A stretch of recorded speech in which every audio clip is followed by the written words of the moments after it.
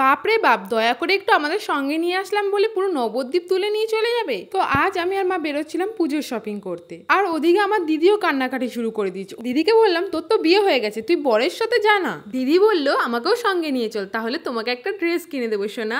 আমি বললাম তা আগে বলবে তো দিদিন সোনা। কিন্তু নবদ্বীপ পৌঁছে দেখি কোথায় আমার ড্রেস।